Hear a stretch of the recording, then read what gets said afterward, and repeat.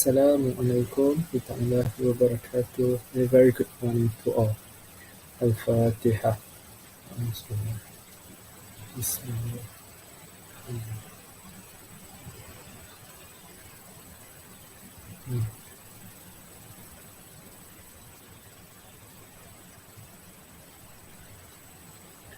A'udzubillahi minasyaitonirrajim. Bismillahirrahmanirrahim. Alhamdulillahi rabbil alamin. Wassalatu wassalamu ala asyrafil anbiya'i wal mursalin wa ala alihi wa ashabihi ajma'in. We express our gratitude to you for allowing us to attend Sunday on this auspicious morning. O Allah, we ask you for the safety of our religion and the welfare of our body. O Allah, Lord of implementing authority, make the days that we've gone through, starting with your mercy, continue with your blessing, and ended with thy forgiveness. And also make the days that we've gone through with guidance and end with the victory of excellence. Ya Allah, Ya Rahman, Ya Rahim, let our effort as a means to enlighten and convince ourselves that the personal safety of either outer or inner is prerequisite for achieving happiness and excellence in various fields. O Allah, grant us faith and strength in order to face the challenges of life during the transition period and in the face of life in this new era. Ya Zal Jalali wal Ikram, O Allah, show us guidance and adjust our path and ways to achieve happiness and glory. Let us listen to people who like the good things. Let us avoid doing the bad and evil things. O Allah, bless us our life in this meeting and gathering of responsive teaching for VUCA learners, and prevent us from harm and any unfortunate event. Allahumma a'inna wa zukrika wa shukrika wa husni ibadatik.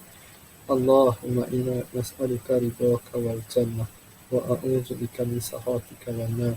ربنا هب لنا من أزواجنا وذرياتنا قرة أعين واجعلنا للمتقين إماما ربنا أنفسنا وإن لم تغفر لنا وترحمنا لنكونن من الخاسرين ربنا آتنا في الدنيا حسنة وفي الآخرة حسنة وقنا عذاب النار سبحان ربك رب العزة عما يصفون وسلام على المرسلين والحمد لله رب العالمين.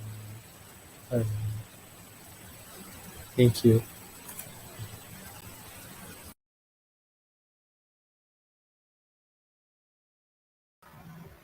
Amin, amin, ya Rabbal Alamin.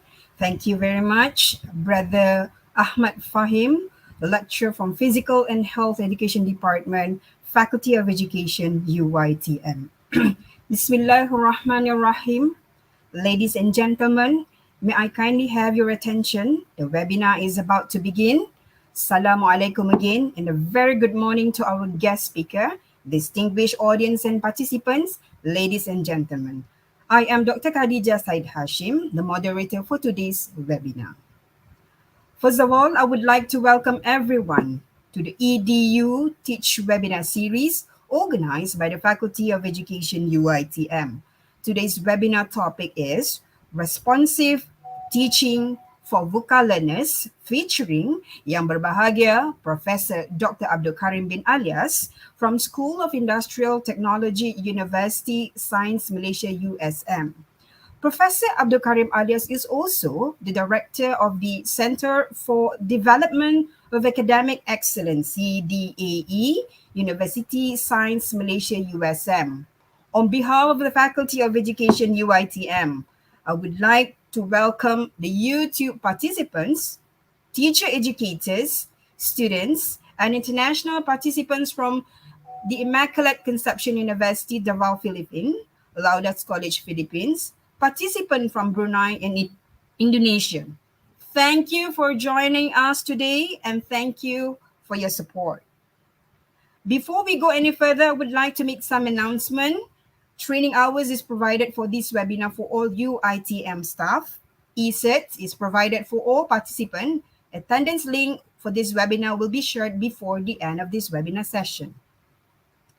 Participants can type questions in the comment section on YouTube Live. The Secretariat will share the questions with the speaker. Ladies and gentlemen, the Faculty of Education is organizing the International Virtual Education Design, Invention, and Innovation Competition, iVedic 2022. The application is now open until 21st October. Please join us, and details regarding iVedic 2022, it's on the website eiidc.uitm.edu.my. And tomorrow, don't forget to join us again for iVedic Lunch Date webinar, Pitching Like a Pro, from 12 until 1 p.m., delivered by Associate Professor Dr. Kamimi from USIM. Before the presentation begins, allow me to introduce our honored guest speaker for today, Dr. Abdul Karim Alias. Is a professor of food technology at the School of Industrial Technology, Universiti Sains Malaysia USM, and current director of the Center for Development of Academic Excellency DAE. He has been teaching at USM for over 28 years since 1994. And as an educator, he always aspires to nurture and educate his students to become lifelong learners. He believes that the role of educators goes beyond transmitting knowledge, that is, to nurture students to become lifelong learners, to be responsive, and to teach them the skills of learning how to learn, and to teach them the appreciation and the love of knowledge. As Socrates said, I cannot teach anybody anything, I can only make them think. Prof. Karim mission is to step out from the physical boundary and comfort of his classroom to reach out to as many as global learners as possible by sharing whatever knowledge and skills he has for benefit of mankind. To achieve this mission, he has made his work accessible and visible for the masses, sharing his teaching videos on YouTube channel, which has received over 1 million views worldwide. Alhamdulillah. And this is, we need to mention and share this one. Prof. Karim, he has received many prestigious awards, amongst which are USM Inaugural USM Excellent Educator Award and the Anugerah Toko Distinguished Person in Anugerah Sankar Sanjung. He was the recipient of the prestigious National Academic Award in 2008 for teaching from the Ministry of Higher Education Malaysia. He has been recognized as the top 50 educators in Asia Pacific 2015 by Terapin Asia and has been awarded with the Malaysia's Rising Star 2015 award. This is the highest research citation in agricultural sciences, food science, and technology. And this is very, very interesting. Prof, I would like to share with the YouTube participant as well. Prof. Karim received the Malaysia Research Star Award for 4 consecutive years, 2016, 2017, 2018, and 2019, and the world's most influential scientific minds by Clarivate Analytics. At the national level, he is a master trainer for ECAP and involved as a writer for Malaysia Education Blueprint 2015-2025, Higher Education. I'm pleased to welcome Yang Berbahagia, Professor Dr. Abdul Karim Alias, to speak in this webinar today. With his passion for teaching and sharing, his vast experiences in education and research, his staunch advocacy for open education and open instruction, his support for flexible and inclusive education, as well as his innovative and visionary thinking. He is definitely the right scholar to address to this topic. Without further ado, Prof. Ladies and gentlemen, please join me in welcoming Professor Dr. Abdul Karim bin Alias to present his talk on the topic of responsive teaching for VUCA learners. Over to you, Prof. Bismillah. Thank you, Dr. Siti Khadijah. Bismillahirrahmanirrahim. Assalamualaikum warahmatullahi wabarakatuh. Good morning, selamat sejahtera to all fellow educators from Uitm and from maybe other institution in Malaysia, and also our fellow educators from Philippines, and I saw just now from Brunei. I'm not sure from other countries as well. Warm greetings from Penang in Malaysia now, where I am now. Thank you to Dr. Siti and the Faculty of Education, UITM, for having me, for inviting me here. It's really a great pleasure to share any topic related to teaching and learning. It's very close to my heart. And the topic given to me is actually responsive teaching for VUCA learners, which I think very, very relevant given the situation we are in now.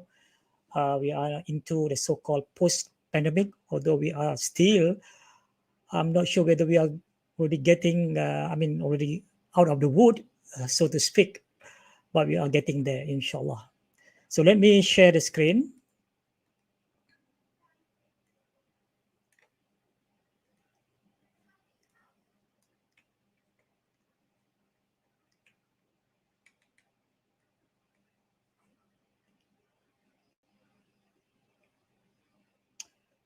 All right. So responsive teaching for VUCA learners. I'm going to share the link for the participants to download the slides, all the slides that I'm going to share. I'll give the link at the end of this presentation. Well, these are some of the talking points. And at the end, I will share with you the take-home points or messages that you can perhaps apply directly in your classroom, I hope.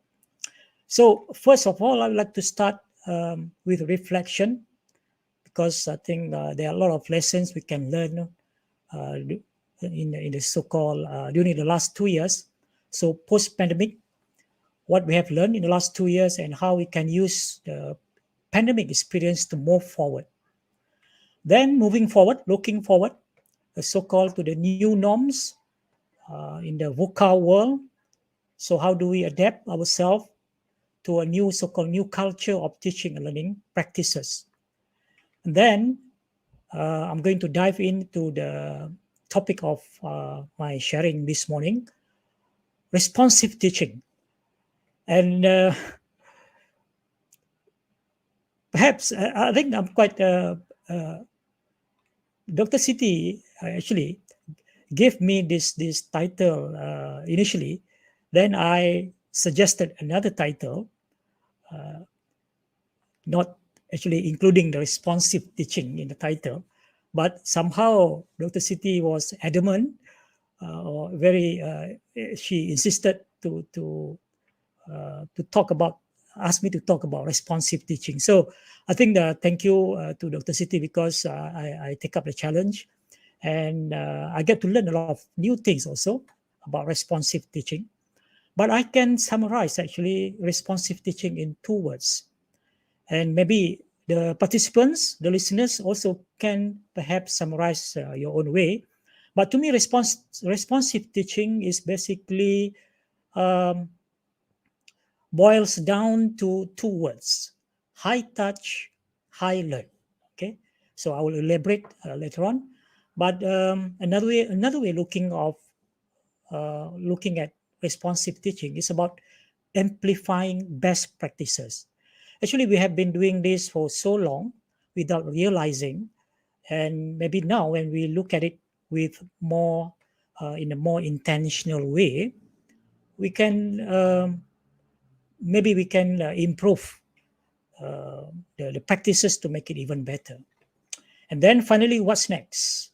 So we are moving into the so-called the following chapter in our academic journey now. After 2 years of the pandemic, with a lot of lessons learned, now we are looking into how we adapt to the new so-called new norm. So what's next? What awaits us in the future? Can we create a so-called a new culture of learning and a new foolproof teaching and learning ecosystem? Because if we can do this, then come what may in the future, we will be ready for it. Okay, so now let's move on. Yeah, by the way, I have 6 calls to action, so that these 6 calls to actions are the specific things that we can act upon immediately after this session, hopefully. Okay. Now it's time for reflection first, or introspection. Reflect on the past 2 years, and perhaps in the last X number of years we have been teaching. And the introspection is more kind of inward looking into ourselves. Maybe now knowing ourselves more after we have gone through the bittersweet experience during the pandemic. And what can we learn about it? And how do we act upon it? And how do we improve ourselves in the context of being a better educator, an educator that can provide the best learning experience for our students. So I take these words from Edutopia. You can find the link there. After you download my presentation, you can just click the link if you want to read more. So reflection and introspection is perhaps can be seen as a self-audit. So we want to audit ourselves. So basically, it's simply truly digging deep inside of ourselves and recognizing and naming those things we don't want to look at or talk about. So maybe we kind of self-denial, but now maybe we really want to seriously looking into it and maybe do something about it in order to improve our practice. The experiences we have had along our journey in life have formed stereotypes which have turned into implicit bias. These unintentional, unconscious attitudes impact how we relate to our students and their parents and how we choose curriculum, assess learning, and plan lessons. So when we do our so-called reflection and self-audit and introspection, looking into the reason, the thing that we have done and why, what are the reasons behind it. So this is actually the part of reflection where we try to find the big why, the reasons why we are doing things that we have done. And from there, maybe we can see moving forward, how can we improve? It's all about improvement. It's all about growth. That's what professionalism is about. So COVID-19 pandemic have taught us a lot of lessons, everyone. The educators, the students, the parents, the school administrators, the university administrators, the government. So almost 2 years, after almost 2 years, now when we look back, now we know that a lot of things has changed and maybe hopefully transformed. So post-pandemic, can we apply what we have learned and make it better? We know that we don't want to turn back. We don't want to turn back to the time prior or before pandemic.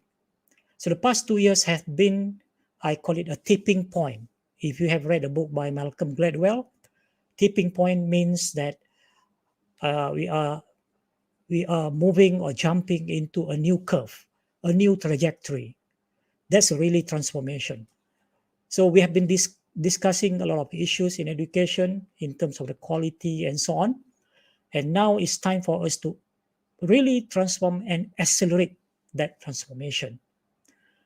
So COVID-19 especially sparked digital transformation because a lot of things we can do actually can be facilitated by technology.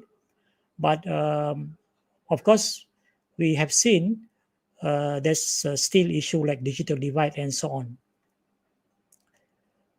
So to me, when we do this reflection the past 2 years, I'm sure many of you would agree with me, it's really a wake-up call for all of us.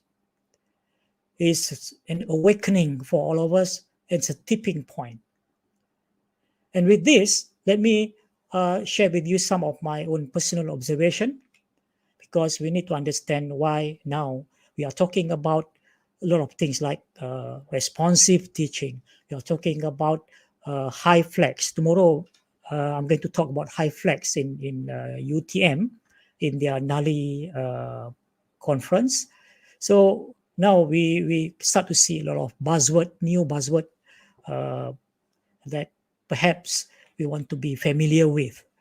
So the reason behind it, basically our reaction, our response to what we have learned, what we have experienced in the past 2 years. We realize this is some of the observation that initially at the beginning of the pandemic, that was in the early March 2020, when we have to transition suddenly from face-to-face to fully online. We realized there was no plan B, lack of readiness for everyone, for the educators, for the students, for the administrators as well. Then, if we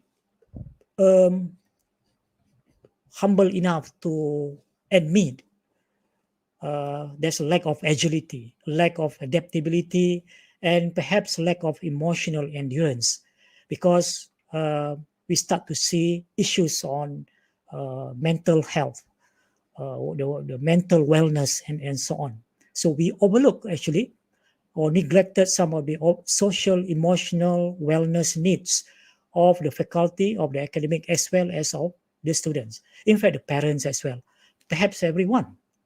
Okay, so then we still actually at that time reluctant to to do things differently. With the OBE thing and so on, we still want to do things as how we do it in the, prior the pandemic. So we put in bloom, we talk about all these cognitive aspect and so on to ensure that we deliver everything as what is already written out in the OBE document. But we forget the emotional part. This is where the Maslow hierarchical needs comes in.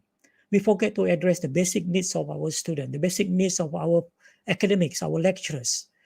So that's why I say putting Bloom before Maslow, whereas actually we should actually putting Maslow first before Bloom. So when we transition to the online, fully online, but we still bring our old practices in the face-to-face. But of course, it doesn't work that way. So we are doing the same old things and expect students will be able to adapt to it. We still focus on very much content centric, covering the content rather than putting the learning first, learning centric or student centric, putting the students at the heart.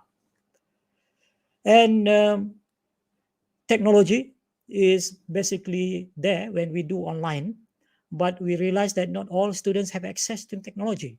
Then the issue of digital divide is widening, amplifying the issue of digital divide.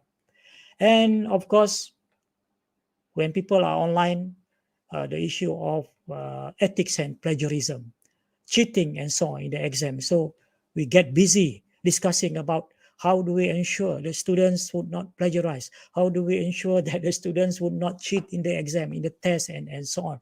We were bogged down with all these issues, forgetting other things that matters more. Okay, so these are some of the observations before we talk about responsive teaching. But this is so-called the background that set the scene for us moving forward. Now we have to pay attention perhaps to certain areas that we have neglected or we have been neglecting for a long time. So lessons learned from COVID, from the pandemic. What do we do now moving forward?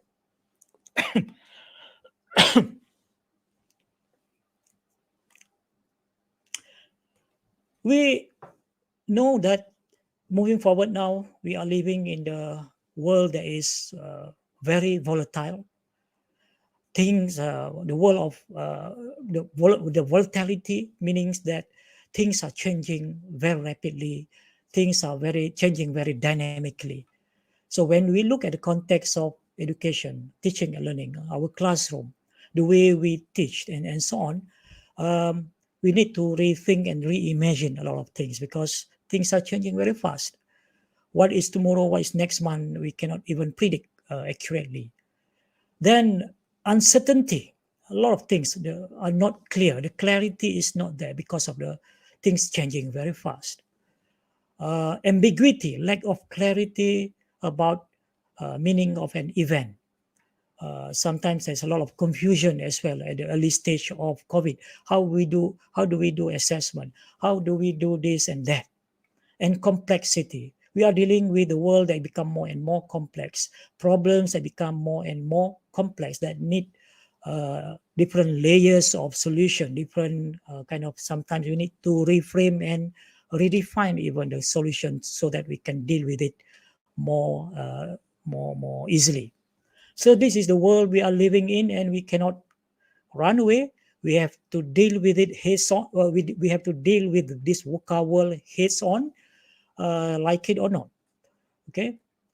So the way I look at VUCA, instead of looking at VUCA as volatile, uncertain, complexity, and ambiguity, why not we look at VUCA in the context of education or higher education in a more positive light?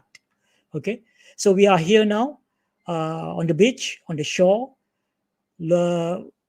we look at the past experience, the lessons learned, and now looking at where we are now in the current condition or the current position.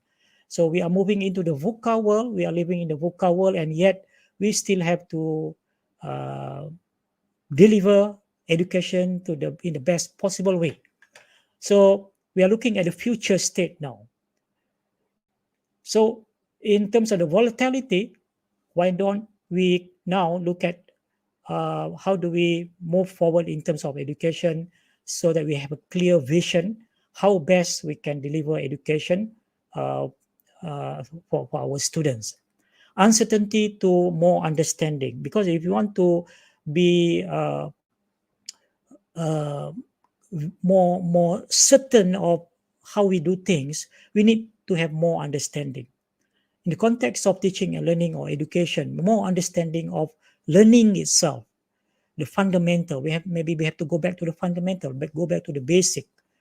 Understand all the basic principles of learning, the adult learning principle, and so on. And the students, more understanding of how to learn, things like that. Complexity into more clarity, and ambiguity into more agility, meaning that we want to everyone now, the students, the faculty, the educators, the parents, the administrators, the system itself, to be more flexible and more agile, so that come what may in the future, we will be prepared for it. So the future ready, future proof. That is the kind of system that we want. That's how we deal with VUCA heads on. So let me throw these questions to all of you listening now, something for us to ponder upon. Does education have a magic pill or a magic recipe or magic formulation that will help it to recover from the pandemic episode? So our education somehow have been kind of pounded or kind of injured in some ways, if you like. And how do we recover from that? I think if we are agile, if we, if we have that ability to recover from failures, from setback, I'm sure we can find a so-called some framework, some kind of strategies for us to recover from the pandemic, and not only recover, but we will be prepared for the future as well. And I'd like to remind all of us, when we talk about moving forward in the world of VUCA, so that we can create a so-called future-proof, future-ready ecosystem, it's not all down to technology. I think a lot of people have this kind of mindset that technology is a solution. To me, technology is there for us as an enabler, as a tool, as an instrument to facilitate. But it doesn't mean that it's the so-called the silver bullet that would provide all the solution that we need. As you can see here, there's some work done by University of Cambridge group, and there's an article here. If you can Google and you can read online. It says here, beyond online learning, researchers launch live experiment to imagine the post-pandemic university. So what would be the post-pandemic university looks like? What would be the post-pandemic education looks like? Are we confined by only the technology, by only the online facilities that we have? If we don't have this infrastructure, if we don't have this technology, we cannot function. To me, when I look at this how do we move forward without technology? If, let's say, for those people who don't have access to technology and so on, there are other things that actually we can do within our capacity, and this actually can change and even transform education in a big way. So technology, if we combine with technology, this can become even better. Okay, so let's now the title responsive teaching actually, and I start to like this term responsive teaching. If we understand about it, it's actually looking beyond technology, even in the absence of technology. Okay, although some of the things that I'm going to talk about today also looking at the technology as well. Okay, now this to me, when we look at for the magic formula or the kind of the magic portion, the magic recipe, this to me some of the things that we can look at. 8 dimension of so-called future-proof learners. And more, I want to focus more on the right-hand side here. Social emotional learning or SEL. Now I can see more and more people talk about this. There's a more conversation about social emotional learning, which basically hinges on emotion. That's a good thing because now we give more attention, we pay more attention now on the aspect of emotion. And this is where on education, the educational psychology now can be come in handy and very useful. Readiness to learn, readiness to change, the mindset, the motivation, the empathy now become more and more significant, more important now. Then on the learners themselves, on our students, we want them now, whatever that we do as part of responsive teaching and learning, I think we want to prepare them, we want to nurture and develop them to become more self-directed and more self-regulated. I think probably most of you agree, students that come from our school system, many of them are not or do not have the characteristics of self-directed and self-regulated. I think if we can help them to be a strong self-directed and self-regulated learners, it will address a lot of issues that we are facing now in education. Do you agree or not? Well, if you agree, you can say agree in the chat box. If you say disagree, maybe you can say so. But if you agree, maybe you can say something why you agree, or if you disagree, why you disagree. But if you ask me, a lot of issues in our education now, moving forward in the VUCA world, we look at the learners, we want them to be self-directed and self-regulated. The other one is we look at the educators. We want them to have the highest level of professionalism. And again, just like our students, if our educators, our faculties, our academics reach the highest level of professionalism, that again will address a lot of issues that we are facing in education. And these are within our control, within our classroom. That's why I always say, yeah, Dr. Siti, I always say to people, to our colleagues, educators, if you want to change the world, go ahead if you have the capacity, but why not start with changing your classroom? If you are a teacher, if you are educators, changing the classroom first, then that will basically provide the best education for our students, and they will go out and change the world. That create a ripple effect, so-called. Okay. Okay. Thank you for. I'm looking at on the chat on YouTube. Yeah. So just now I asked you whether you agree or not. You agree with me or not, saying that there are two things here when we talk about the dimension of future-proof learning. One is on the student. If they become self-regulated and self-regulated, and the educators, if they reach the highest level of professionalism, this will address a lot of issues, almost future-proof or future-ready for the future. Of course, we look also on the learning design. This is part of the responsive teaching also. Devices and connectivity, these are the technology, which I put perhaps on the lower rank in this 8 dimension, and of course institutional support and the empowerment as well. So if we look at all these 8 dimension of the so-called future-proof learning, now if we can acculturate this, which is acculturation of this in our ecosystem, which is a process of in which an individual adopts acquires and adjusts to a new cultural environment in the digital world, in the VUCA world, as a result of being placed into a new culture. So we are now being placed, like it or not, in the VUCA world.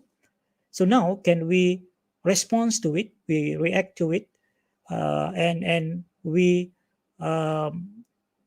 enculturate all the norms and the values and the practices, so that now slowly it will become a second nature for us. Okay.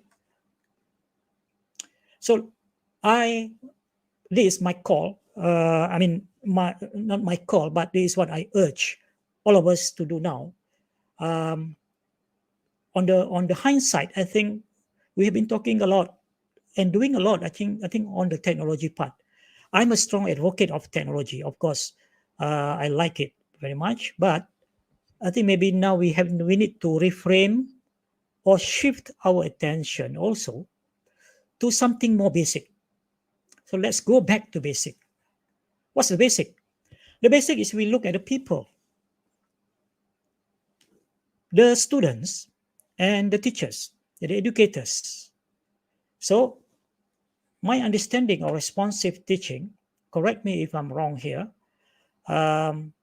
there's actually, when I start to Google about responsive teaching, I think 90% of it actually talk about culturally responsive teaching. And when I start reading, and I realize actually there's a bigger one, which address actually SDG 4 as well, in terms of the inclusiveness of learners to provide education for all. But responsive teaching, I think we are looking more on the classroom practices, more on the ground level, looking at the best practices. So it's a kind of subset of culturally responsive teaching. Okay, so responsive teaching begins with the promotion of teacher-student relationship. That's what I mean by going back to basic. Look at the teachers, look at the student. We are looking at the human part. So this is what some people say, humanizing education. It doesn't mean that the education is not human enough in the last, even in the last centuries. But now we are looking more seriously into into the human part, looking into the emotion, looking into the psychological part, looking into the relationship between the teacher and the student, grounded in care and connectedness. I really like this part of some form of one form of definition for responsive teaching, which I take from this article by Kiefer here. So when you have the slides later on, you can refer to this full paper by Kiefer here. The role of responsive teacher practices in supporting academic motivation at the middle level. So responsive teaching begins with the promotion of teacher-centered relationship grounded in care and connectedness. And this from my own idea. When I look at responsive teaching, then looking at teacher-student relationship, we are looking more on the human aspect. What we are looking at is actually very basic again. We go back to basic again now. It's about connection. Because the first thing that must happen to me, almost compulsory, essential, is the connection. Sometimes we get busy with a lot of other things. We talk about, in our first class, we spend the whole first class session to talk about the syllabus, to talk about the learning outcome, to talk about assessment, to talk about all these other things. To us, that's what matters, right? Which is not wrong. But then we forget even to use the time to get to know the students, or to make sure that the students know each other. We take for granted they know each other. In truth, it's not. It turned out that maybe they don't even know each other. And because I have tested this with my Exactly. own. Sorry, Dr. Siti. due to your explanation just now, we have questions from the YouTube Okay. participant, Prof. This one, the Yeah. connection, communication, close-knit community. If I may read the questions, Prof, from Dr. Ahmad Zulfadli Khairuddin in Mm-hmm. regards to responsive that you have just explained and shared with us. Dear Prof, what is the prerequisite for self-directed learners? Uh-huh. What? Okay. Yes. What is a prerequisite? I have a slide on that actually. Mm-hmm. If we can differ that a little bit. Yes. Yeah. Yes. When I come to the slide. Yeah. In case I forget, then please remind me, Dr. Siti. No Okay. worry. Okay. All right. Thank you. Yeah. So connection must happen first because from my observation, actually, when I check with my own students, I teach them in the third semester. It turned out they don't know each other. They know only a small circle of their good close friends, but not everyone. My class is only 50, 60 students, so we cannot take for granted, because if there's no connection between them and us, the teacher, there will be no effective communication. Not just communication, but effective communication. And if there is no connection, no communication, there will be no community. We should look at every group of students, every batch of students as a small community. And if there is no community, what do we expect? Learning cannot happen. Whatever that we try to do in the classroom would not uh, cannot be done successfully, because people don't know each other. They only know in a short time, maybe when they are working in a group and so on. Then after that, it's kind of hi bye bye kind of thing. So these three C's: connection, communication, close knit community, are the basic ingredients. I use the term basic here. It's a basic ingredients that we need in anything, including responsive teaching. Because when we say response, I will come to the next slide now. When we say responsiveness, it takes interaction, it takes communication, it takes connection. It takes two to tango. Okay, so I use this metaphor, the dancing here, the tango. It takes two to tango. You cannot tango alone, right? If you tango alone, then we cannot even call it a tango. So it takes two to tango here, the students and the teachers. Okay, and that's only when then only we can talk about responsive teaching. So we talk about teacher, we talk about the teaching, we talk about the learner, we talk about the learning part. And let's zoom in into uh, the parties in the tango, the student and the teacher. So many times, sometimes we overlook this part. We don't really take our time to know the students, because, as I mentioned earlier, we got too busy with a lot of things on our plate.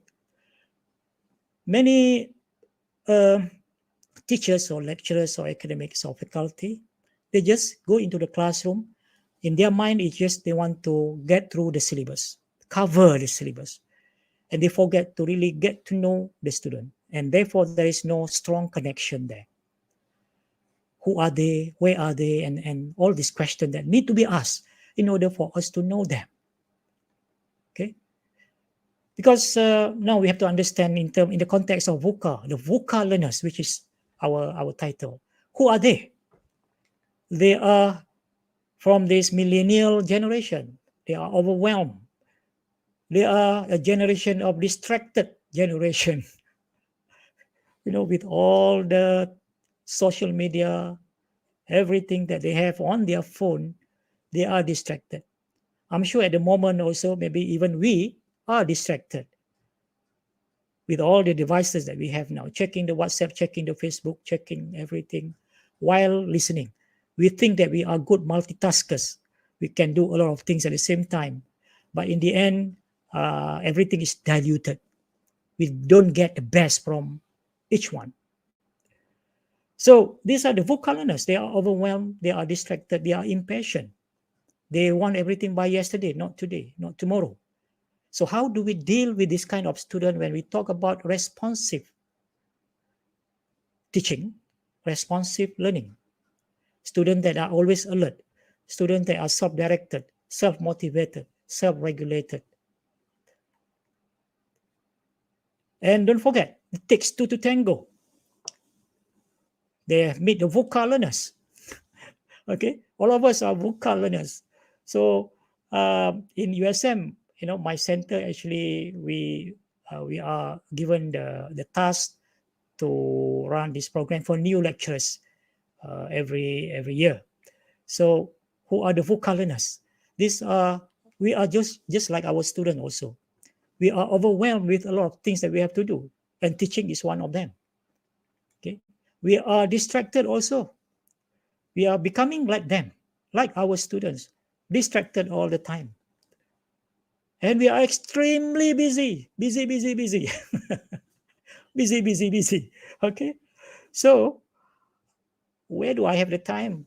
Where can I find the time to learn all these things and to pay attention, to design my lesson and so on, so that I put students first, and I put other things second. So responsive teaching, my dear colleagues, ladies and gentlemen, not necessarily high tech, although technology is good to have, but it's not something that would, if you don't have it, then you cannot do it. Because responsive teaching is about the human aspect. Okay, remember? So we go back to basic, high touch, the connection, remember? And high learn.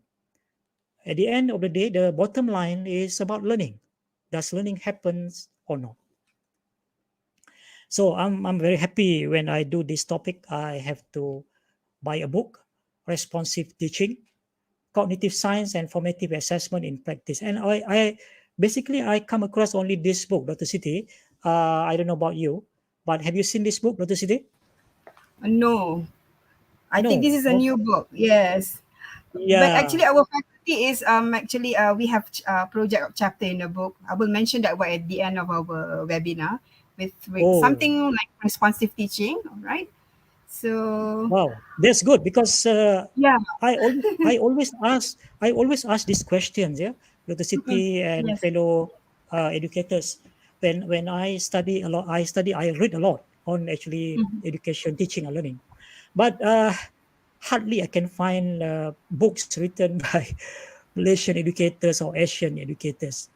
That's quite disappointing. But anyway, that's a different story. But this book by Harry Fletcher here, is highly recommended if you want to learn more about responsive teaching. And I'm just distilling some only, very little only from the book that I'm sharing with you now. And basically, boils down to this. Don't worry if you don't have time to read or if you don't want to buy the book. It's a call for us to think different, think again, or rethink everything that we do. The reflection part just now, remember. And the call for understand. Remember, the U in VUCA is not uncertain, but understand. That's how we put it in the context of education. Understand what? We want to understand more about learning. Yeah, there's a call to go back to basic now, especially for non-educationists like me. From non-education background, understand more about learning. What matters? Some of the principle is very important, like the adult learning principle and so on. And how do we translate that to make it our teaching and learning now more responsive? Understand more about our learners. Understand about the assessment, because the large part of responsive teaching is actually the formative assessment. Now, formative assessment become more and more important now. Learning intervention, responsive. I find it hard to pronounce. Responsive teaching is also about learning intervention. When do we want to intervene? How do we want to intervene? Okay, what kind of intervention? How frequent we want to intervene? All these are the questions, and of course you can find in the book the explanation about it. And of course, it's about getting to know our students. So this is where the differentiated instruction comes in handy. Okay, and adaptive strategies. VUCA is also about agility. Remember, A in VUCA is not ambiguous now. It's about agility. So agility in the context of education, in the context of the academics, teaching and learning, is our agility to adapt new strategies and students' abilities to also to adapt to a new way of learning. That's why I call it a new culture of learning. Okay, so this is the basic things from this book. If anything, I will take home message today is this slide. Okay, so that's a call to action number one. And just to elaborate a bit more, responsive teaching provides structures. Excuse me, kering pula tekak.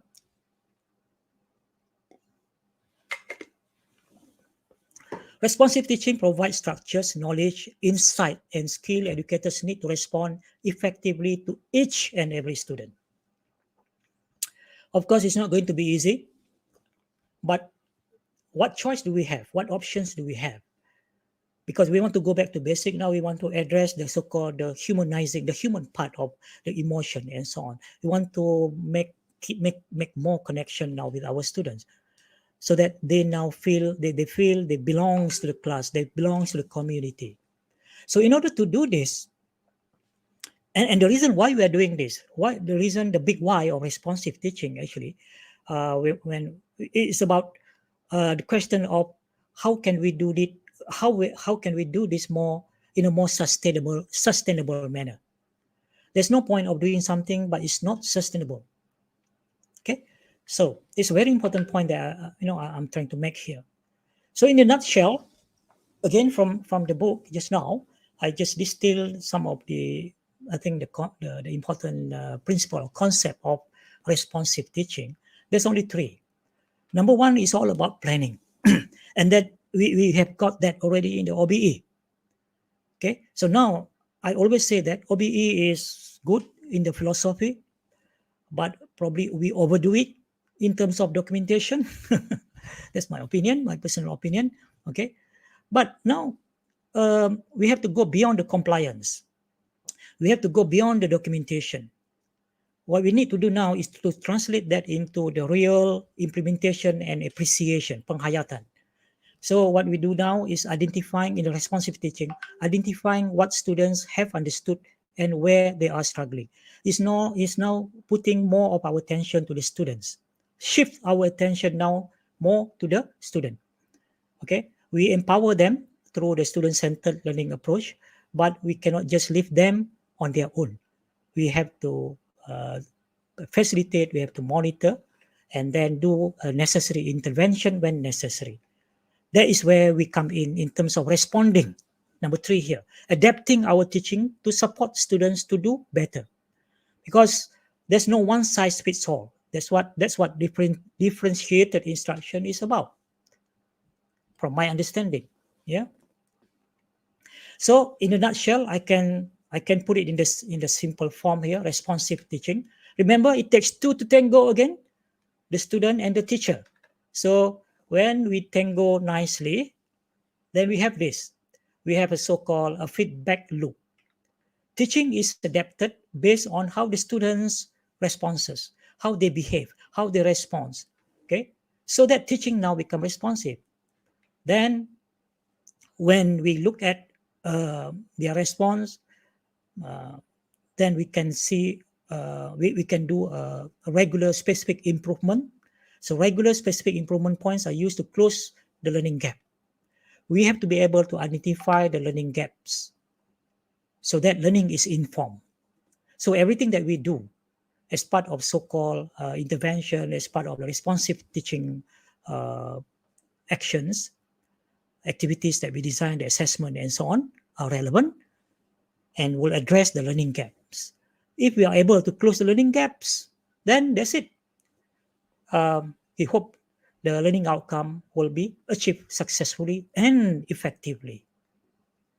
So I summarize in the graphic form here 3 features of responsive teaching. I think if we can look at this is a simple way and hopefully easy to remember what is responsive teaching. The in-the-moment reactions or just-in-time intervention to show caring, remember? Is founded on care, caring, attentiveness, and responsiveness. Respond in moment. Then reflect and plan.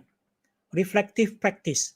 Again, reflective practice is very important. Develops your ability to understand. Develop our ability, the teacher's ability.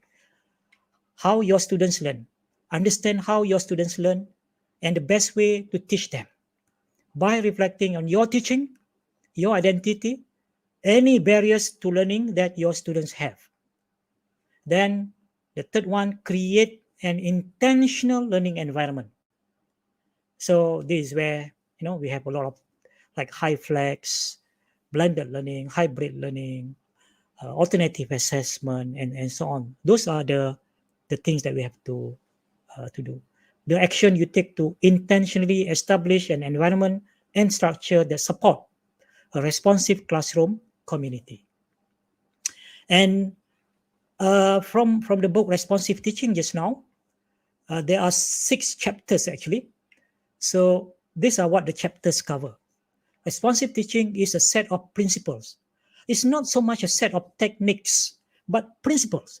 Because once we understood the principle, then we can creatively use the different techniques, strategies, tools, activities, and so on. As long as we address, we are mindful of the constructive alignment. So planning a unit. How can we plan a unit when we want students to learn so much and yet so little time? These are the predicament that we have, the dilemma that we have. So much things that we want to cover in terms of content, learning outcome, and so on, but so little time. How do we reconcile this? Planning a lesson. So now we go down to lesson level. How can we plan a lesson when we want students to learn so much and again have so little time? 1 hour, so much to do. Criteria of success. What success looks like? Okay. What students learn? How can we tell they have learned the lesson? Cognitive engagement. How can we tell what students are thinking? So, and enhancing learning. How can we help every student to improve? Wow, time. Yeah. So the key principle of responsive teaching, apart from monitoring student understanding throughout lesson, teachers need to have a sense of students' knowledge or misunderstanding, misconception at the conclusion of each lesson so that they can plan to respond appropriately in the next lesson. The main, the large part of responsive teaching is actually how do we utilize formative assessment effectively. Yeah. And okay, just now there's a question about how do we You want me to repeat the questions, Prof? yeah, please. This one, first questions was from Dr. Ahmad Zulfadli Khairuddin. The question is, what is the prerequisite? What is the prerequisite for self-directed learners, both for the students and the teachers? That's very good questions, Dr. Priya. Because as part of looking at understanding learners, first we want them to be what? We want them to be more independent learners. So this is what self-directed learners and self-directed learning is about. So a process in which learners take responsibility in understanding their learning needs. Okay, establishing their learning goals and implementing learning strategies and evaluation. So this is what we call in education. I understand the metacognitive learning strategies. They think about their own thinking. They think about their whatever that they are doing. They always reflect. They always ask questions about their performance and so on. So when we have self-directed learners, they are very independent. They have high degree of motivation, and very closely related is self-regulated. They are highly motivated. They are very proactive. They are very agile, very dynamic. These are the kind of students that we always dream of. When you ask them to do 1, they will do 10. They will deliver 10, and they will give the best results, the best work, the best assignment, and so on. Okay. But how do we? The question is, what the prerequisite? What need to take place first before we get students to have these qualities? It's not easy. It's not easy because we have again to look at how do we get students to understand their roles to become self-directed. So these are some of the things, but I do not have time to really elaborate much on this or to dwell on this. But these are some of these uh, some of these action that they have to take. Director of their own learning. We need to make them understand that they have to take charge of their own learning. They have to own it. They have to take the responsibility. That what self that's what student-centered learning is about. We as a teacher empower them. We give them the power, and they have to take the responsibility. In the Spider-Man movie, they say what? With power come responsibility. So we tell the students, now I give you the power. We empower you. I want to empower you. Empower you. Now you must take the responsibility of your own learning. But of course, we cannot just leave it at that point only. We have to kind of guide them, help them to become the self-directed learners. So there's a teacher's role in the next slide. But the self-directed learners, they are detective for their own thinking. They're always thinking about their own thinking. That's the metacognitive part. They collaborate with peers and teachers. They are pattern seekers. So what is a self-directed learner looks like? That's on the right hand side here. Okay, co-constructing success criteria, because when they know what is success for them, then they can monitor their own success. They set their own goal rather than the teachers set the learning goal for them. They always monitor their own thinking and so on. On the teacher side, this is our role now. How do we help our student? How do we guide them to become self-directed? So these are the teacher's role here.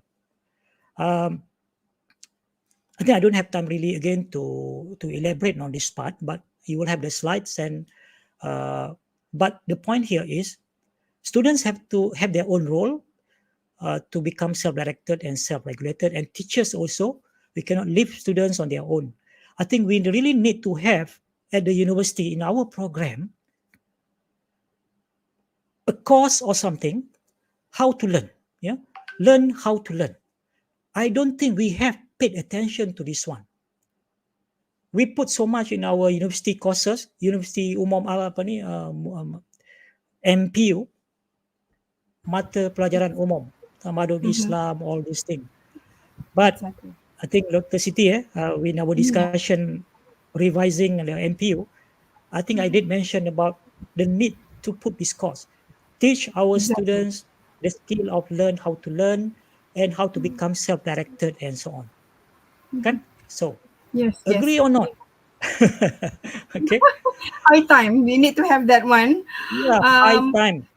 Yeah, yeah. At this point, maybe Prof, yeah, yes, yeah. Prof, if I may, we have, I think, questions from our participant. If I can read to you maybe one or two Sure. for now. Bring All it right. on. Bring it on. Yes, Prof. This is a teacher as well as she's a teacher and also our PhD candidate, Nur Izzati Zarin. This question is with regards to if there is a situation where students lack resources to be self-sufficient. Okay, she put example here, extremely poverty, mental health, and so on. Does the role of self-sufficiency still lies within them? Lack of resources. So how we can achieve self-sufficient if students, they have these limitations, say for example, poverty, right? Mental health Yeah. Well, issues. that is um, that's not an easy or definite answer for that, because Exactly. we are talking about issues that is somewhat beyond our control. Because what we Exactly. are talking now in terms of responsive teaching, again, if you want, remember I said that if you want to change the world, change your classroom first.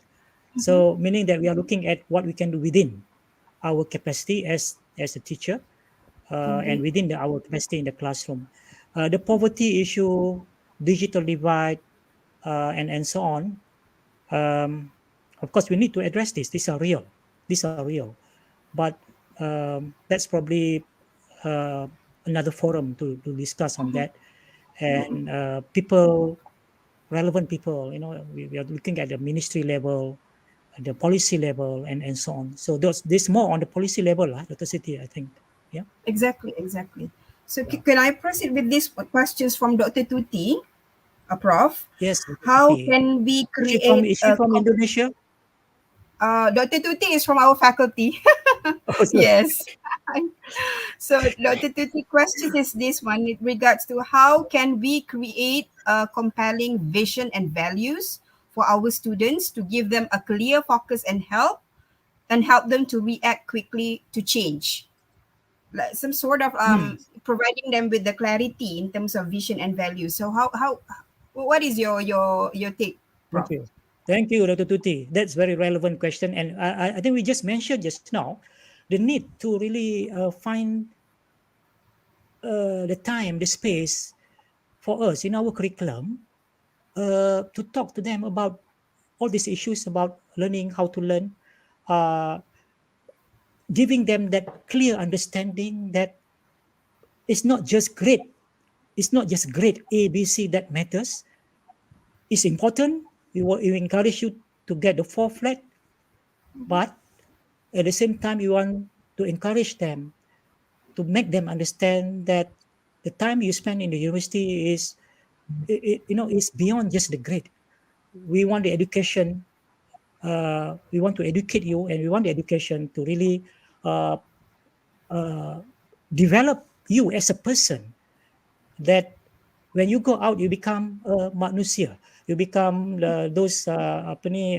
You come in as orang, you keluar sebagai manusia. I think Unku Aziz or someone said that, kan?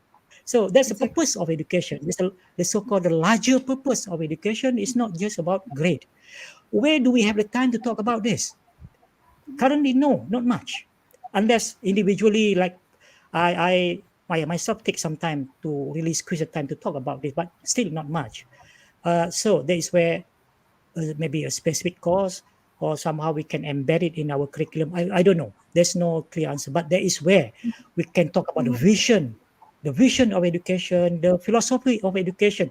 Where do we have time to talk to our students about philosophy of education? Even our educators, also our lecturers, many of them are not aware about what's in it in the philosophy of education, Exactly, right? exactly. It's reality. Yeah, That's reality. it's a And reality. we have, yeah, that's reality. So, because at the end of the day, like you mentioned earlier, it's not only about content centric, it's about Yeah, humanizing. Okay, it's about exactly. human part. So, we have another one Yeah. questions from our students who is Okay. currently, these students, Daniel Farouk, talk about VUCA last month. Okay, we have discussion, right? So Okay. this question is basically for you today, Prof. So Daniel said this, Okay. Prof, you have said that in VUCA, we need to emphasize on connection. Remember you mentioned about the 3C? Should we Yeah. change from one teacher, one subject to one teacher, one class so that he or she will teach all subject in one class like in the US systems? So what do you think? This is from the practicum's perspective. So if you have ideas like Daniel Farouk said, like one teacher, one class. So we have more time talking about vision and mission and clarity of education and all that. Please, Prof. Well, ideally, yes, Ideal. but we are not living in the ideal world. So, we have many of our courses are team teaching, right? Exactly. But to me, it doesn't really matter.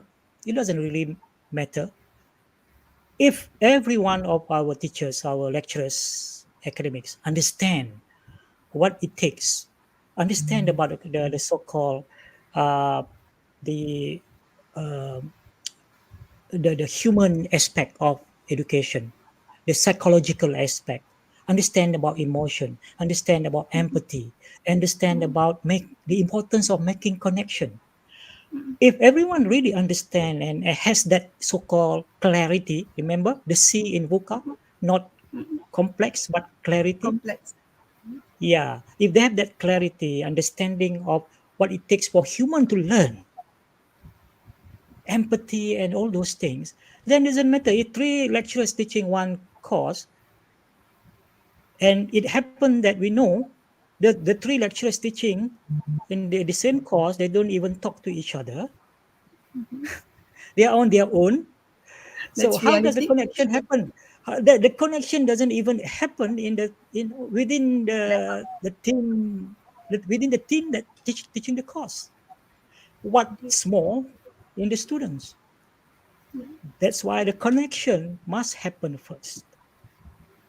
So doesn't matter whether 3 or 4. If we have even 10 lecturers teaching one course, which is probably not, but if they talk to each other, they work as a unit, as a community. Remember, when we have the community of learners, we have a community of practitioners as well, working as a unit, not on their own. Right. I hope that So answers the yeah, questions. I think that what the essence that you have communicated earlier, the 3C, I think that's the very basic before we go. It doesn't Yep. matter 2 or 3 teachers. Yeah, I agree with you in that one. So we have another one questions. Prof. Dr. Siti Maftuha said this one. Prof, what do you Okay. think about what your take on the concept of nawaitu in VUCA? In nawaitu. We as a Muslim, we believe on the nawaitu. This is from Dr. Siti Maftuha. Now I do. It's the niat, right? It's Niat, the betul. what do you call this in English? The Intention. intention. Intention. Intention. What else? What was a better word than intention? Well, It's basically, the reason why you are a teacher, the yeah. reason why you are doing something, what you are doing now. So basically, there's always. What was the question once again, Dr. Siti? Can you repeat? This is from Dr. Siti Maftuha. What is Mhm. your take, Prof, on the concept of Mhm. nawaitu in VUCA? Yeah, that's again the intention. So to me, if we are clear with the why, the big why, to me that's a very simple answer. Why you are doing it, or what is the so-called the larger purpose, the sense of purpose. You must have a sense of purpose, intention, very clear. The clarity again on your intention why you are doing it. That's why in teaching, uh, we have teaching philosophy, right? So everyone has their own life philosophy, but in terms of teaching, we have our own teaching philosophy. So if you are doing things based or guided by our teaching philosophy, our niat is very clear. Our nawaitu is very clear. So one, maybe we want to give the best learning experience to our students. So what do we do about it? So if you are clear, you cannot compromise in giving the best learning experience to your students. You will give your best, not only your best, but beyond that, you go the extra mile, you go the extra length to give the best learning experience. That's started off from the nawaitu. Exactly, exactly. Yeah, there's clarity again. If you have sense or purpose in life, you as a teacher, see for example, like you have Yeah. mentioned, creating the ambience, the environment. So your initiative will gear towards that one. Prof, maybe this one question, which is I think I need to read for you. This is quite Yeah. tangible question in a way Mhm. that Puan Amy asked this question, Prof, what are some best practices to encourage students and lecturers to learn new skills, embrace creativity, to increase their level of responsiveness and adaptability. Like some teaching strategy or tips from you. Like what you can share with us, Prof. Oh, I think Some best there's a practices. Yes, long answer for that. long list. Um, in fact, some of the answers can be found in this presentation, but we Mhm. don't have time to really cover everything. Um, but it has to go along um again on how do we tackle issues like making the connection, making make and how do we improve our communication with the students, and then the learning community, whether it's face to face or whether it's online or whether it's hybrid or whether it's high flex situation. By the way, I'm going to talk about that tomorrow. uh, uh, High it, flex. it Yeah, high plex. It boils down. It boils down to understanding the community that we have, that we are dealing with. In face-to-face environment, we need a different approach. In fully online, we need a different approach. For online, we have a so-called a framework called community of inquiry, CIO, right? Community of inquiry. So in that, we have three elements there: social presence, teaching presence, and cognitive presence. So if you Indeed. talk about best practices, if I take this as an example, whoa, in social presence alone, there are so many best practices that you can do. In teaching presence, we are talking, in teaching presence, we talk about Response. responsive teaching Responsive. also there. Yes. It is there. In cognitive presence, we are talking all the strategies that would engage students cognitively. So, but of course, it takes another like maybe even 2 hours to talk Another about different it. session for that. Yeah, another different session. But there are so many Yeah. things, Yeah. there. Yeah. So thank you. Very good questions all from the Right. participants so far. I'm very happy. All right. Thank you so much. Prof, Yeah. you can continue with your slides. Yes. Okay. By the way, I think the time check. I think we need to what about Okay. another 10 minutes maximum, right? Yeah, 10 minutes to be specific. Yeah. Okay. Exactly. So of course, usually I have more in my presentation, and which I know I won't be able to cover. But since I'm giving the slides, so of course you can go through.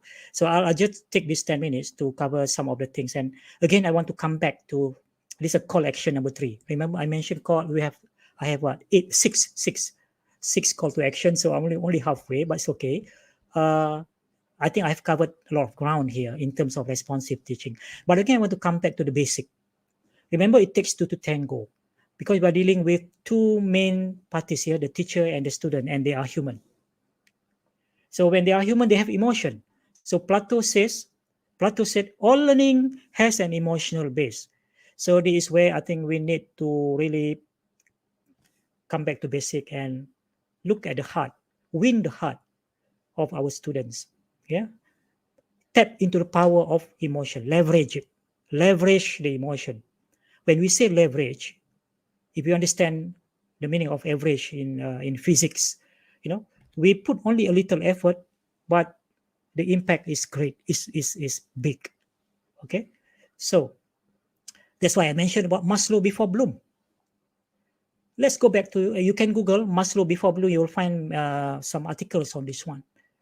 Let's pay more attention to our student now. Understand their feeling, understand their emotion. They are human beings. They are adult learners. Let's go back to the adult learning principles, looking at the aspect of motivation, looking at other aspect of adult learning principles. Okay, so before in the first class, before even we talk about the syllabus, the assessment, everything, get to know them. That's where the connection is. Survival, security, belonging, importance, self-actualization. That's the in the Maslow. Then only we talk about the what's the in the OBE, the cognitive aspect of learning, which is the Bloom cognitive aspect of learning. So this is where we need to understand. The U in VUCA is about understanding this more. And now not only Bloom, let's learn about Maslow as well. I think in the educational psychology, there's a lot more. I think the work of Albert Bandura, yeah, I think he worked more on this aspect kan, Dr. Siti kan, Albert Bandura punya work, or more on the psychology part. Am I right? Or am I Yes. wrong? Yes. I stand Yes. corrected. Yeah. So this is where I'm very happy to see now. If you Google social emotional learning cell, wow, there's so much now. People talk about social emotional learning. At the end of the day, people realize that in our national philosophy of education, these are the things that we should focus on more. Not to say more, but at least we give equal attention, equal weight. Yeah, not only on the cognitive part, but also on the emotional part, looking at the student as the learner. So social emotional learning, I don't want to read this, but basically we are giving more attention on the emotional part and the social aspect, because learning by nature happen in the social environment. Okay, how do we leverage that? We need to understand this more, so that we can now bring in all this into our learning or lesson plan or lesson design. Collection number 4: responsive teachers operate from a deep understanding of how people learn. I have several slides on this, but I don't think I have time. But I think enough to say that we need now understand the learners. We need to understand the learning part as well. Okay, understanding how people learn. Go back to basic again. They teach with clarity and precision, drawing on repertoire of formative assessment techniques to adjust instruction in real time and in response to the student in front of them. Recently, I think we have program by UUM where we talk about assessment, alternative assessment, and so on. So now we can find many webinars on our own university's website, including USM, and from other on YouTube. Let's learn more about formative assessment, and let's incorporate that as part of our responsive teaching framework or design. And when come to learning more about learning, my favorite book always, if you have been following some of my Yes. webinar, my favorite book ever, always on my side, Always, consistently. always, Yeah, always. yeah. Dah khatam dah ya. Dah So khatam dah because pun. khatam dah, because when come to teaching, there's a lot more to learn. Yeah, and I'm not going to talk about this, the learning growth model, but the point that I'm trying to make here is always remember, we as lecturers, teachers, we are here, expert learner. So expert learner, just like expert driver, we have blind spot. Yeah. We are not aware, that we don't realize. So remember, that's what the novice mindset. I mentioned novice mindset yesterday. It's good to have the novice mindset, meaning that we put ourselves, this is where the empathy is. We put ourselves back when we were students, because we tend to forget sometimes when we were students, we also struggle, but now when we become expert learner, we forget about our students now. So we have to realize that our students are novice learner before they become experienced learner. If we don't realize this, then when they don't respond, because responsive teaching, it takes two to tango, then we know something is not right. Okay. Indeed. Yes. Okay, I skipped this one. Yeah, I mentioned about the expert blind spot just now. So the rest basically is how do we help students to become effective learners? Yeah. So I think I will just skip this to the final. Um, this all the rest is actually talking about learning. Yeah, metacognitive strategies of learning and teaching as well, and talking also about be mindful about the cognitive load, Cognitive. cognitive overload, and so on, so we can chunk our stuff. And finally, yeah, this is actually very important. Maybe I just tak sempat nak main the video, but maybe we just watch this video. This is all about Can. feedback. Yeah, yeah, this Yes. is about feedback. The final part. Dia dengar tak? Boleh? Boleh, Prof. Okay. Yet we treat them as if they're all the same. The least equitable thing we can do in learning is treat all students the same, because we know they need different things. They know they have different interests. Just imagine for a second if we approach medicine this way. Say I went to the doctor and I said, I'm not feeling really well. Can you help me out? He said, sure, what day is it today? It's Thursday. Here you go, take the white pills. Wait a minute, don't you want to ask what's wrong? No, it's Thursday, you get the white pills. What about the guy that was in here before me? What was wrong with him? Oh, he had a heart condition. Well, what'd you give him? Well, the white pills, it's Thursday, right? That's crazy. And when we talk about it in medicine, it would outrage everybody. But yet that's what we do in hundreds of thousands of classrooms across the country every day. So the message from the video just now is about in responsive teaching. Remember, we look at the students. We talk about no not one size fits all. So we can make learning more personalized now. We don't Mm-hmm. prescribe. In the video just now is the doctor prescribe the same medicine, the same pill to all the patients.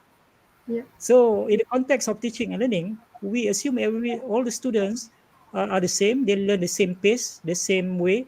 So one size fits all, and it doesn't happen that way. So basically, the final part is about personalized learning environment. So I just skip this one, and this is where the technology can come in to help us. So we want to use data to help us, to guide us. How do we become more responsive to our students, looking at how they are doing in their learning, how they are progressing, how they are responding, are they struggling? So this is a kind of intervention that we can do looking at the data. So this is what we call data-driven decision, the learning analytics. If you are using platform like Moodle, there's already a very strong analytics there that we can make use of in order to know about our student, then make a necessary intervention there. Okay, so this is what we call adaptive learning, learning analytics. There are some adaptive platform already there. Okay, yeah. So I think that's about all. Maybe I just jump straight to the conclusion now. The feedback. I don't have time to relate. Feedback is actually one of the essential part of responsive teaching. So I just say that, but there are aspects of feedback that probably the different type of feedback and so on that we need to understand. Okay. Um, yeah, another book that I want to recommend is this one, Habits of Success, which is very relevant to us because there are seven kind of question that we need to ask so that we are now more empathetic empathetic to our student in terms of their learning. Yeah. Finally, some books that I personally been that I have read and I think very useful for us to help us to design our classroom and everything on the slide. And the take home message summarize I summarize from what we have covered so far, part of it. Promote teacher-student relationship grounded in care and connectedness. Understand learning, understand learners. Remember the 3C: connection, communication, community. Putting Maslow before Bloom and address the learning gap. Actually, I have skipped this part just now. There's some slide there. Basically, strategies to how do we close the learning gaps. That was related to the question just now also.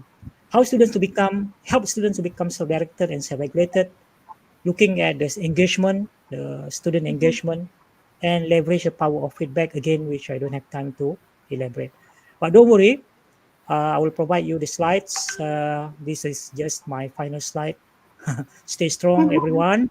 Okay, and thank you. And maybe this one slide. Um, yeah, I will copy the link, or maybe you can just take the photo. Yeah, screenshot,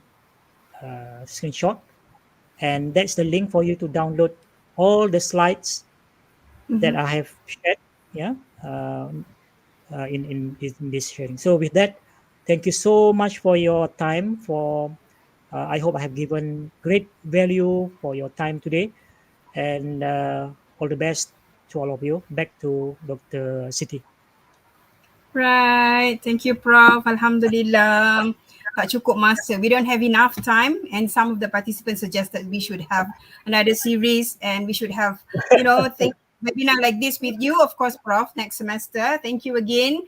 Thank you, Prof, on behalf of the Faculty of Education and all of us here in the YouTube participant as well for the sharing. This is indeed timely for all of us to to have this kind of reflective and responsive teaching, not only to face the challenges, but to be more dynamic and humane in facing this, challenging world and whatsoever. The responsive teaching for VUCA learners is actually in line with the Faculty of Education. We have a project, book chapter, as I mentioned earlier, lead by Professor Dr. Noor Azia Alias, very close friend to Prof. Karim. Yeah. And also the Dean of the Faculty of Education, Associate Professor Dr. Sharifah Ruzaina, and also Dr. Hamimah Hashim. So the title of the book, Cases on Responsive and Responsible Learning in Higher Education, coming Wow. soon, inshallah. What is more Yeah. interesting about this one, Prof, and also the YouTube participants, this book is actually a combination of contributors not only from UITM and Malaysia, but we have contributors global and also authors from countries like Indonesia, Philippines, and USA, for example, Pakistan, and global, basically global educators contributing to these chapters.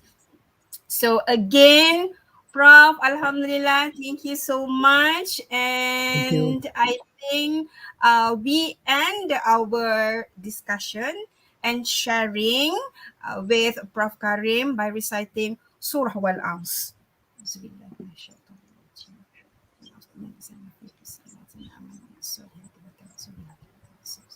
Thank you again. Thank you to the participant, YouTube participant, UITM staff, UITM community, adik-beradik dalam akademia, kata Profesor Dr. Noor Azia Alias.